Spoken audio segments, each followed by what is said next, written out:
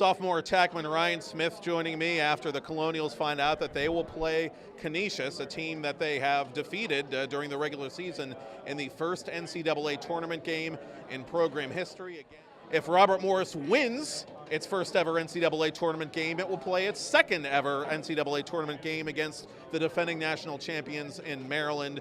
That is scheduled for this approaching Sunday the 13th, pardon me, and that will also be an ESPNU telecast. So just a lot to unpack after the selection show. Your thoughts? Yeah, it's an exciting opportunity, obviously. It's the first time we've ever been here, but we're going to go out there Wednesday. We have to execute. They're a good team. We played them earlier this year, like you said, and I just think they played us really well. They're a good team, so we're going to have to give them everything we can to come out victorious. What makes them a difficult team to play against? They just want it. They're a hard-working team. We are too, so whoever's going to come out on top is just whoever brings it more that day.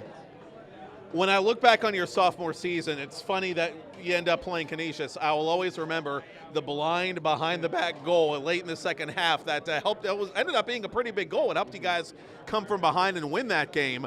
Just personally, is that up there with some of the favorite plays that you've made?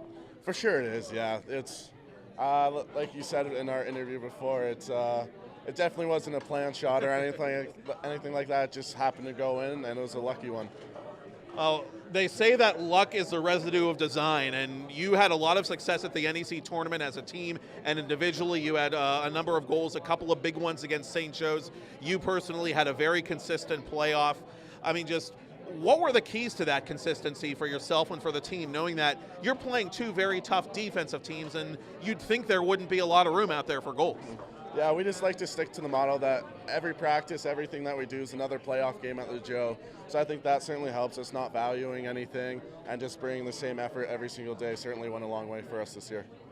Coming off the Rookie of the Year campaign in 2017, by and large, are you I mean, you're not satisfied, but are you pleased with what you've accomplished to this point as a sophomore? Yeah, for sure. You know, with the role change this year, coming out of the box, being the fourth attackman, I've just been put in the right spots by Coach McMinn, and I credit a lot to him. So yeah, I've been pretty happy.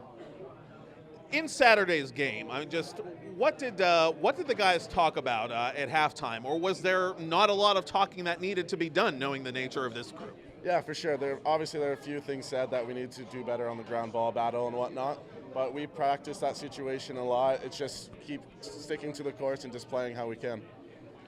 And I mean, just I can't imagine what it felt like to be at the other end of the field and watch that Tyson Gibson shot go in. Just your thoughts, if you can recall that moment for us. Yeah, I just remember Coach McMinn yelling at Dan to give Tice the ball, which he ended up doing after trying to dodge. And I just remember Tice putting it in, then everything kind of went black after that.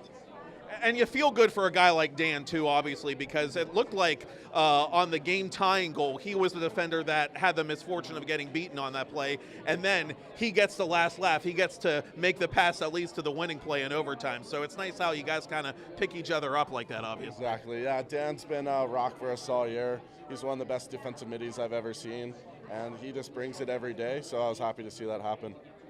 Why do you think that the Robert Morris 2018 lacrosse team is in the position that it's in right now? What is special about this group or unique about this group? I think there's two things. I think one, this is one of the most skilled teams I've ever been on, but that means nothing without our work ethic. I think we're one of the hardest working teams in the country, and that helps our skill prevail against most teams as well. And finally, what is it going to mean to you on a personal level to step on that field on Wednesday and to be a part of the team that's playing in the first ever NCAA tournament game in program history, and at the risk of putting the cart before the horse, potentially getting a chance to play the defending national champions a couple of days after that? Yeah, obviously it's exciting being the first Robert Morris team to ever have done this. But like I've said before, every practice, everything that we do, it's just another playoff game at the Joe. And like I said, if we do end up beating Canisius, we also play the defending world champions this year, so that will help us prepare us for Maryland as well if we do end up on top.